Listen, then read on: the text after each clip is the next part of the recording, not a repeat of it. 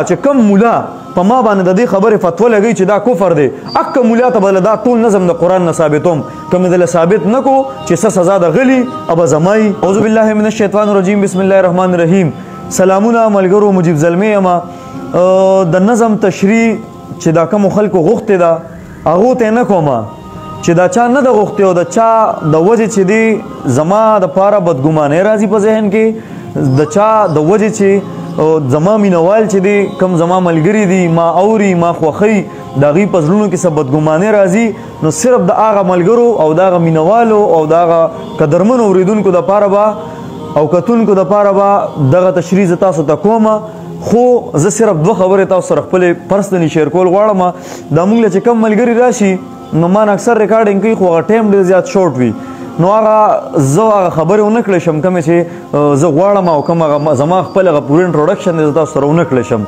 ملګرو زما مجيب زلمی نوم دی دومره پورې به تاسو ته پته وي چې د مردان سیمې سره تعلق ساتم خو تاسو ته به دا پته نه وي چې الحمدلله په 2015 کې ما سره سنشت ما د قرآن حفظ هم کړی د دین علاوه ما تفسیر هم ویلی ما قرآن حدیث بلا کتابونه د دین علاوه صرف نحو هدايه فقه دا ټول ما ویلی دي داسې نه چې ما نه توتانو پاڼې ویلي چې داسې یو سړی راځي ما باندې تنقید کوي یا نور کم ملګري دي د ځان د مشهورولو لپاره کوي د خپل اډورټایزمنټ لپاره کوي د هر څه لپاره کوي هغه به والله عالم هغې ته پته وي چې د څه لپاره کوي یا زما د بدنامولو لپاره کوي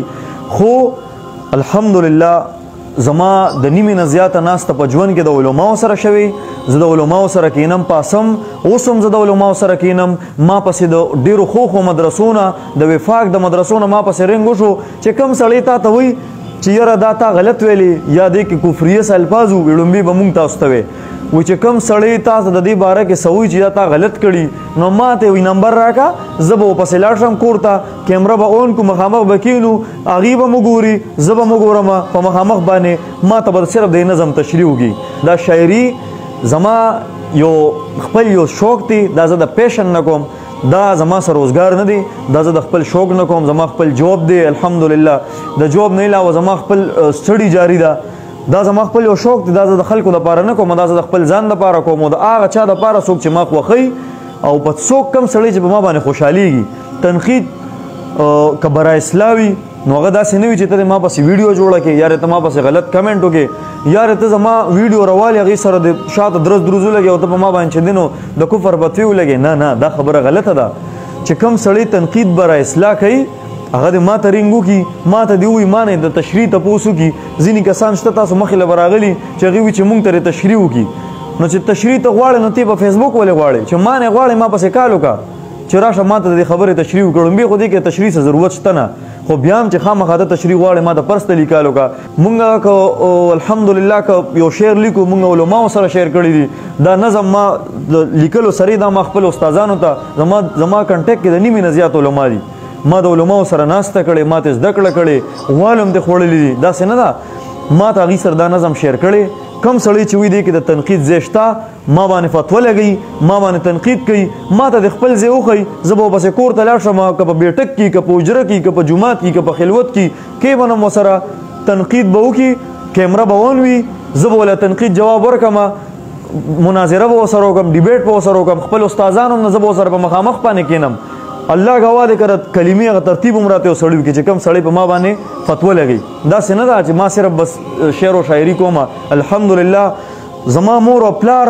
زما او ابا اولاد دی د حضور علیه السلام د چهرې مبارکې نه قربان شي حضور علیه السلام باندې مین یو په اسلام باندې د ټولو نه لومبې مونږ ته مذهب دی د ټولو نه لومبې مونږ ته اسلام دی پس له هغې نه دا نورې خبرې دي پس له خدایه باچایي که د چا غواړې نو بادشاه د کل جهان دی محمد که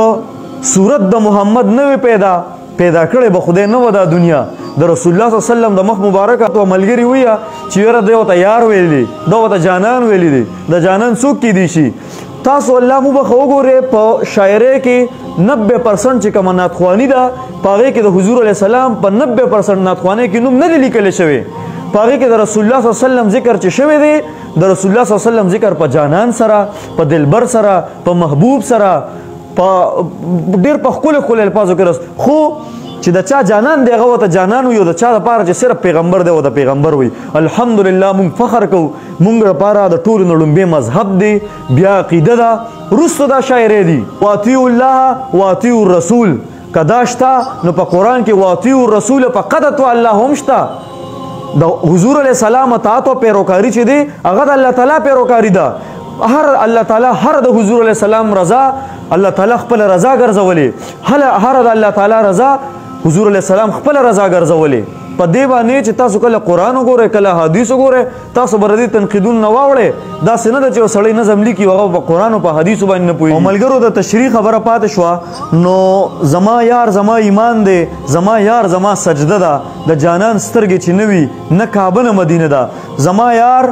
زما ایمان دی،